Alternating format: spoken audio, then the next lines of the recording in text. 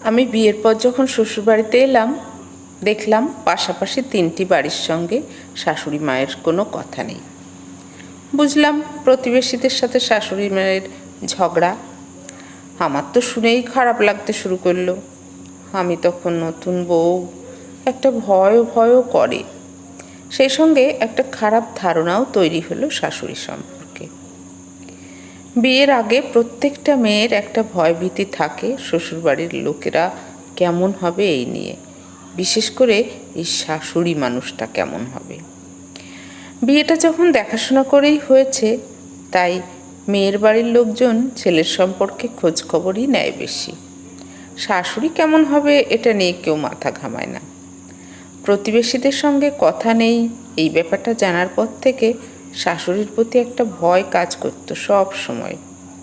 কিন্তু শাশুড়ি মা আমার সাথে ঠিকঠাকই ব্যবহার করতেন। বুঝতে পারতাম না শাশুড়ি মা তো খুব একটা খারাপ নয়, তাহলে কেন প্রতিবেশীদের সাথে ঝগড়া? নিশ্চয়ই শাশুড়ি মায়ের কোনো উইক পয়েন্ট আছে, আমাকে জানতেই হবে সে কথা। কিন্তু সেভাবে জিজ্ঞেস করার সাহস পেলাম না। বিয়ের 3 মাস পর এদিকে নতুন বউকে দেখার জন্য শাশুড়ি মায়ের 2জন আত্মীয়া বাড়িতে এলেন। শাশুড়ি মায়ের বাপের বাড়ির তরফের লোক। আমার সাথে পরিচয় করিয়ে দিলেন আমার শাশুড়ি মা।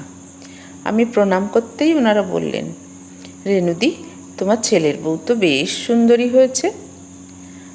তারপর শাশুড়ি মায়ের দিকে তাকিয়ে বললেন, শুধু দেখতে সুন্দর হলেই হবে না, কাজে কর্মেও সুন্দর হতে হবে। রূপ ধুয়ে কেউ জল খাবে না কিন্তু। শাশুড়ি মা শুনে চুপ করে থাকলেন, কোনো প্রতিক্রিয়া দেখালেন না। আমার একটু খারাপ লাগলো।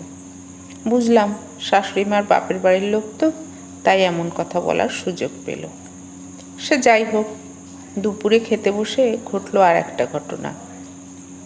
ওই 2জন আত্মীয়ার একজন বললেন, রেনুদির তাহলে তো কপাল খুলে গেল, দারুণ রান্না করেছে তোমার নতুন বউ। আমি তখন পাশেই দাঁড়িয়ে আছি। আমি অপ্রস্তুতে বললাম, এবার না না, আমি রান্না করিনি, সব রান্না মাই করেছেন। তারপর ওই আত্মীয়া বললেন, ও, আমি ভাবলাম তুমিই রান্না করেছ। তা তুমি রান্না পারো না? আমি বললাম, অল্প অল্প। ওনারা বললেন, রেনুদি, তুমি এখনো হেসেল ঠেলছ? বয়স হচ্ছে তো, কোথায় বৌমার হাতে ভাত খাবে তা না। আমার শাশুড়ি মা তখন হাসতে হাসতে বললেন, ঠিকই বলেছিস শোভা, তবে জানিস তো, বৌমার হাতের রান্না খেতে হলে আগে বৌমাকে রান্না করে খাওয়াতে হবে। বৌমা খেয়ে বুঝুক আমরা কেমন রান্না পছন্দ করি, তা না হলে তো বুঝবেই না। ওকে যদি এখন থেকেই রান্না করতে দিই তাহলে তো ওর মতো করেই করবে। তারপর আমরাই আবার ভুল ধরে বলবো, এটা নুন বেশি হয়েছে, ওটাতে নুন কম হয়েছে। জানিস, ভুল ধরতে সবাই পারে, কোনটা করলে ঠিক হবে সেটাই কেউ শেখায় না। আমি তো ভাবতেই পারছিলাম না শাশুড়ি মা এমন কথা বলবেন। ওনাদের তখন মুখটা একেবারে চুন হয়ে গেছে। দেখলাম শাশুড়ি মা ওনাদের খারাপ লাগা বুঝতে পেরে একটু ম্যানেজ করে নিয়ে বললেন, এই দেখো কাণ্ড, কথা বলতে বলতে ভুলেই গেছি কখন ভাত শেষ হয়ে গেছে রূপার। বৌমা, ভাতটা নিয়ে এসো। তোমার রূপা মাসিকে 2টো ভাত দাও, আর তোমার শোভা মাসিকে মাছের মাথাটা দাও, ও আবার মাথা খেতে ভালোবাসে। আমি তো শুনে হাসছি মনে মনে। অতগুলো কথা বলেও আবার ঠিক ম্যানেজ করে নিলেন, তার মধ্যেও যেন কথাতেই ঘা দিলেন। খাওয়া দাওয়া সারা হয়ে যেতেই আমার শাশুড়ি মা ওই 2 আত্মীয়া মানে শাশুড়ির পিস্তত 2 বোনকে বললেন, তোরা তাহলে বিকেলে কখন বেরোবি? জানো বৌমা, তোমার 2 মাসি কিছুতেই থাকতে চায় না, যখনই আসে একবেলা কাটিয়ে চলে যায়। জানি না ওই 2 আত্মীয়ার থাকার ইচ্ছে ছিল কি না। ওনারা বাড়ি চলে যেতেই আমার শাশুড়ি মা বললেন, এইসব লোকেদের আমি একদম পছন্দ করি না। আমার নিজের পিস্তত বোন তো কী হয়েছে, একবেলার জন্য আসবে, সংসারে আগুন লাগিয়ে দিয়ে যাবে, ওটাই ওদের স্বভাব। দেখছে আমি ভালো আছি, কিছু তো একটা করতে হবে, শাশুড়ি বৌমার ঝামেলা বাঁধিয়ে দিই আর কি। সেই প্রথম শাশুড়িকে একটু হলেও চিনতে পারলাম।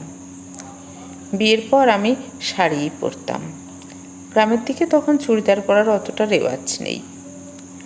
একদিন শাশুড়ি মা বললেন, বাড়িতে চুড়িদার নাইটি পরতেই পারো। আমি শাশুড়ির কথা শুনে নাইটি পরতাম। একদিন পাশের বাড়ির একজন কাকিমা আমার শাশুড়িকে বলল, তোমার বৌমা বাড়িতে নাইটি পরে, তা তুমি কিছু বলো না? কথা শোনে না মনে হয়, তাই না? এখনকার মেয়ে, ও তুমি বললেও শুনবে না। দেখলাম আমার শাশুড়ি কিছুতেই সেদিন কিছু বলল না। পরের দিন দেখি দুটো নাইটি কিনে নিয়ে এসে আমাকে দেখিয়ে বলল, কোনটা নেবে? আমি একটা পছন্দ করে নিয়ে তারপর জিজ্ঞেস করলাম, আর একটা কার মা? ওটা আমিই পরব। পরের দিন ওই কাকিমাকে দেখিয়ে দেখিয়ে আমার শাশুড়ি বললেন, ভাবছি এবার থেকে নাইটিই পরব, শাড়ির থেকে দেখছি নাইটি অনেক ভালো। ওই কাকিমা তখন একটু মুখ বাঁকিয়ে বলল, আমার শাড়িই ভালো লাগে। পরে আমি শাশুড়িকে জিজ্ঞেস করেছিলাম, আপনি হঠাৎ নাইটি পরলেন? শাশুড়িমা বললেন, সব কথার মুখে জবাব দিতে নেই, কাজে দিতে হয়। কি পরবো, কি খাবো, সেটা বাইরের লোক ঠিক করে দেবে? এদের পাত্তা দিলেই সংসারে অশান্তি, আর যদি না দাও তাহলে ওদের মনে অশান্তি। এবার বুঝতে হবে কারা শান্তিতে থাকবে, আমরা না ওরা। যদি নিজেরা ভালো থাকতে চাই, ওই রকম দুই একটা জবাব দিতে হবে, স্ট্রেট কথা বলতে হবে। বুঝবে বনে বাঘ আছে, তাই বনে না যাওয়াই ভালো। শাশুড়ি সম্পর্কে ভুল ধারণাটা পুরোপুরি চলে গেল। আমিও শাশুড়ির নীতি শিখে গেলাম। আত্মীয়ই হোক আর অনাত্মীয়ই হোক, উচিত কথাই বলতে হবে, তাতে নিজেদের মঙ্গল। আর শাশুড়িমা বলেন, স্পষ্ট কথা বললে বন্ধু কম হয় আর শত্রু বেশি হয়। দুটো বন্ধু কমে কমুক, কিন্তু উচিত কথাই বলবো, স্পষ্ট কথার কষ্ট কম। নিজেরা ভালো থাকার জন্য আমার শাশুড়ি কারো অন্যায় কথাবার্তাকে প্রশ্রয় দেন না।